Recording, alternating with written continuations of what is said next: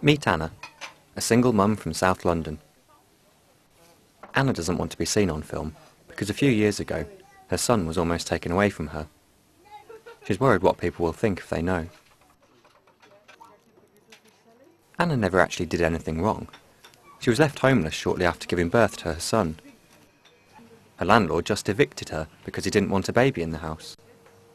Anna's local authority refused to help, so with nowhere to live, social services were going to take her son into care. I was scared because they threatened me taking my child away. You know, I didn't want, on one hand I didn't want my little boy to go without, and I was scared where we're going to sleep on that night, you know, but on the other side, I didn't want social services to take him with me, take him from me.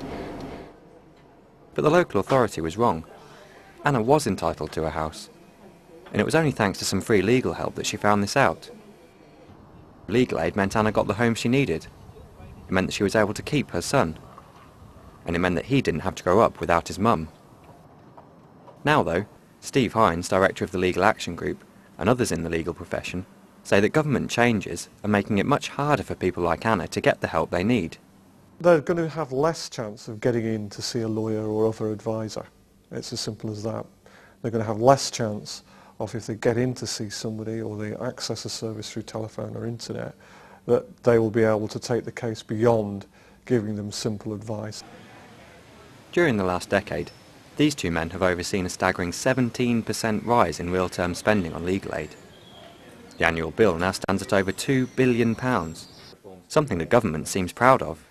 We have the most generous legal aid system in the world. We spend £2 billion a year, and per head, no other country spends anywhere near what we spend on legal aid.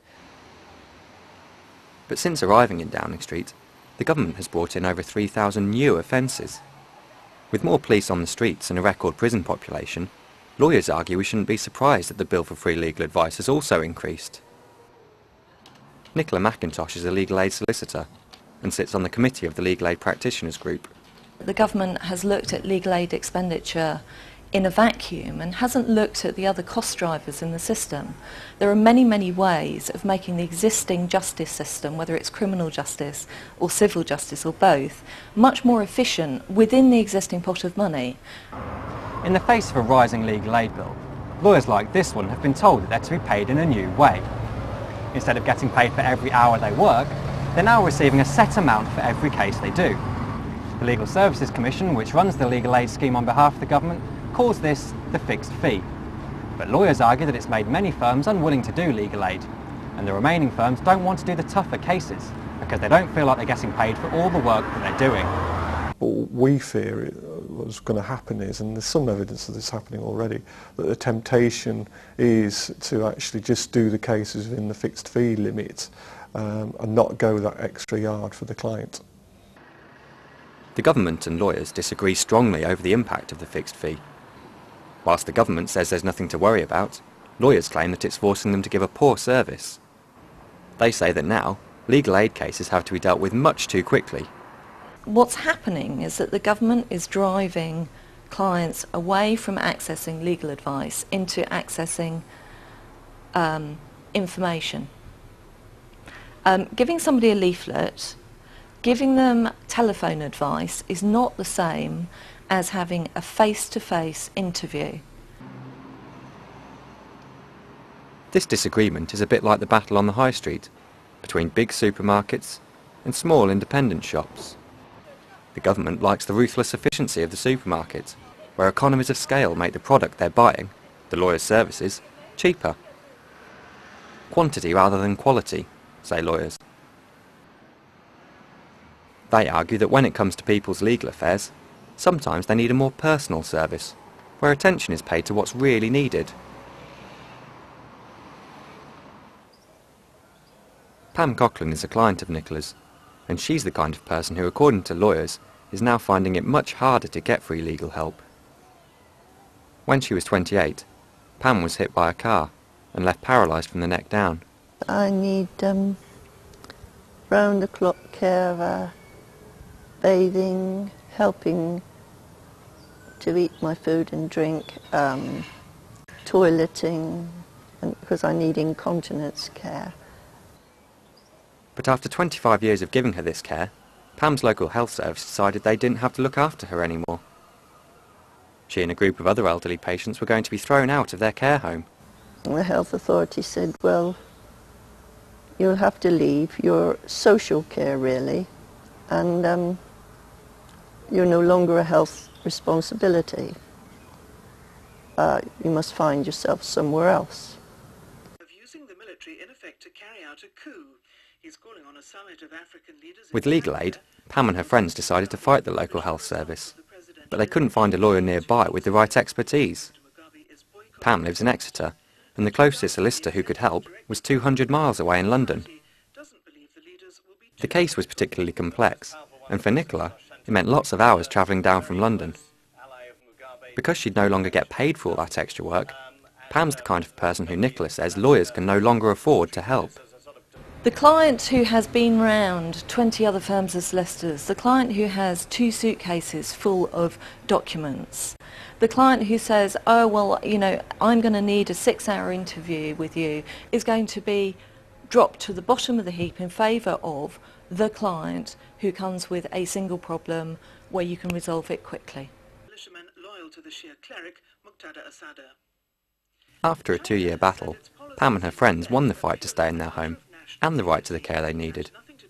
But if Pam hadn't been able to find a lawyer, what would have happened? I would have had to try to go to court myself, and I think the majority of our little group would have died. The more personal service that people like Pam need is catered for in these reforms, the government says. If someone has a legal problem which takes more than 3 times the average length to solve, lawyers get paid what's called an exceptional case fee, instead of the fixed amount.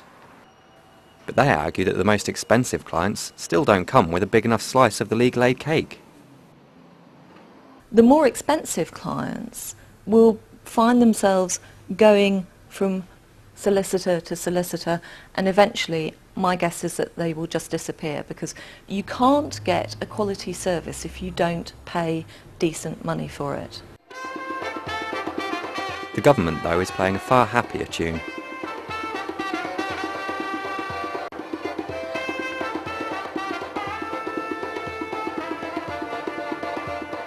It believes the fixed fee system can work.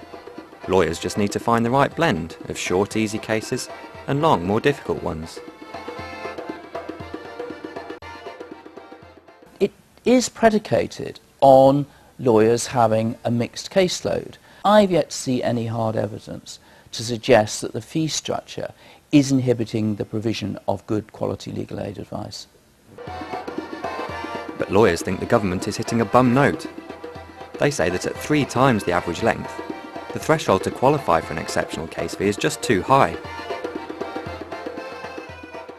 My colleagues are telling me that most of their cases will reach 2.5 times the fixed fee, so they won't even get into the escape category, but they'll automatically be making a loss on all of those cases. Nowhere is this problem more apparent than here at the South West London Law Centre. These are just a few of the 26,000 people who come here for free legal advice.